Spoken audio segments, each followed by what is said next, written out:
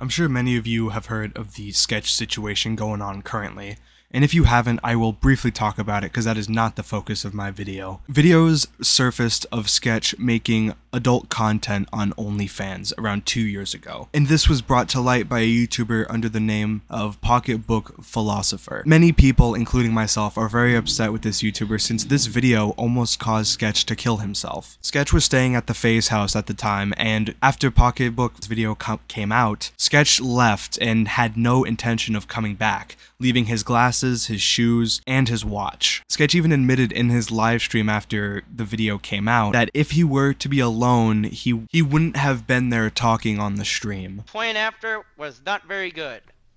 If I was alone and I was at my house, I probably wouldn't be talking to you right now. It's a popular theory here that when he says he would have bit, Plan A was, and I will say candidly, was to probably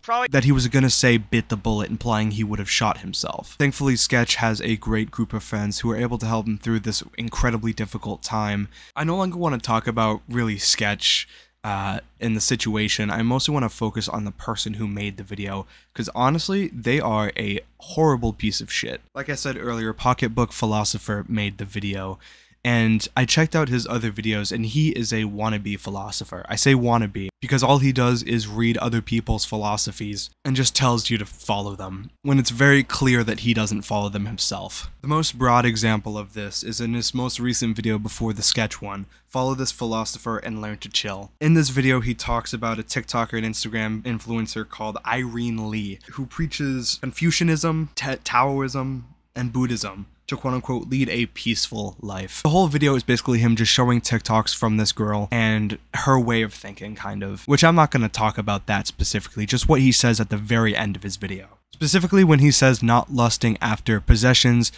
physical or mental. Not lusting after possessions, either physical or mental. And remain steadfast in the pursuit of peace, unity, and nirvana. Just remaining steadfast in the pursuit of peace, unity, and nirvana.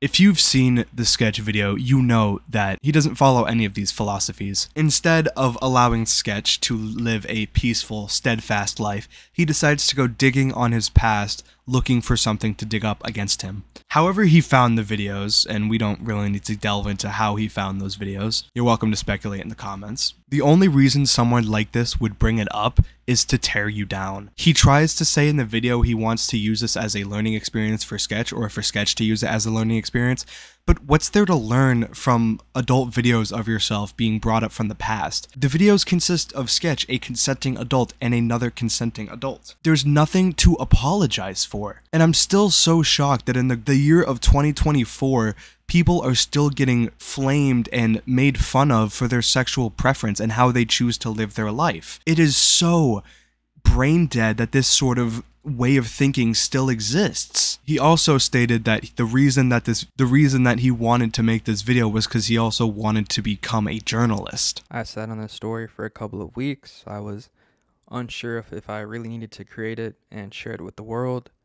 However, I did go to school for journalism. In NJ school, they taught us if a story meets the standards of timeliness, proximity, interest, controversy, sensationalism, prominence, and novelty, according to Shoemaker et al. 1987, it is newsworthy and it needs to be shared with the public. So, despite what he said about 2 weeks ago of, not lusting, quote unquote, over things like physical or mental, he lusts over the idea of being a journalist so much so that he's willing to put down someone else to become what he wants.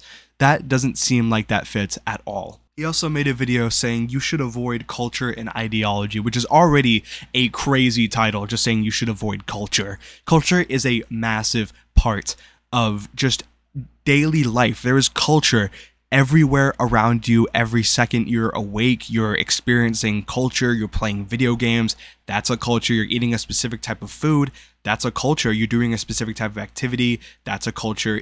Culture is everywhere, and it is deeply rooted, at least in America, it is deeply rooted in how we function as humans. But he's saying to avoid it. He also implies that things like race, pride, and loyalty, destiny, gods, he implies that all that stuff is a lie. Once you start talking about race, pride, and loyalty, our destiny, our God, our mission, it's like building a virtual reality. And then people begin to think these things are real, and they want to live their lives in them forever. And whether or not you believe in a god, that is how you feel, and that is what you choose to believe in. And you shouldn't have to have somebody telling you that how you feel and how you see things is wrong, assuming it's not hurting anyone. He also says that culture and ideologies that we know of today are just methods to reduce humanity. But culture and ideology as we know them today are just methods to reduce humanity. That literally makes no sense. Is he implying that we're supposed to not think of humans as highly? We're supposed to think of them as less? Humanity means human nature and kindness, so I assume what he's trying to say there is that culture is getting rid of human nature and kindness of all humans, but that is the farthest thing from the case. Culture, like I said, is an integral part of life, and it's brought many of us together. Even if we have differing cultures, the differences in our culture can sometimes bring us together. He says in the description, we want a world of people well-fed, well-educated, well-understood individuals with freedom. Ideology stops this. So he's implying that people who follow ideologies and culture are ignorant, not well educated, or not well understood. The bottom line is Pocketbook Philosophy is a bad person and is a massive hypocrite. He preaches unity and nirvana and finding peace in life, and also not getting attached to physical things or mental things. But he uses Sketch, his OnlyFans videos, as a foot in the door to his journalism career. So, I hope you can see that Pocketbook Philosopher is a bad person, and he should really take his own advice, and he shouldn't have posted the video in the first place if he thinks that everybody should live a peaceful life with unity and nirvana. And the biggest problem with me is that there is still no justifiable reason for this video to come out. He claims that he wants Sketch to learn something from this, and also wants to use this as a start to his journalism career. But a part of journalism is harm minimization. Basically, you want to do more good than bad with your journalistic abilities. Basically, what I mean is you don't want to make a 17-minute video trying to expose a streamer for no reason whatsoever other than greed. Anyway, that's it. If this video kind of seemed all over the place, I was speaking from the heart with no script whatsoever. Just brief summary notes of what I want to talk about. Pocketbook Philosopher is a bad person. He's greedy. He's a hypocrite. He's trying to actively ruin someone's career for no reason and almost got them killed.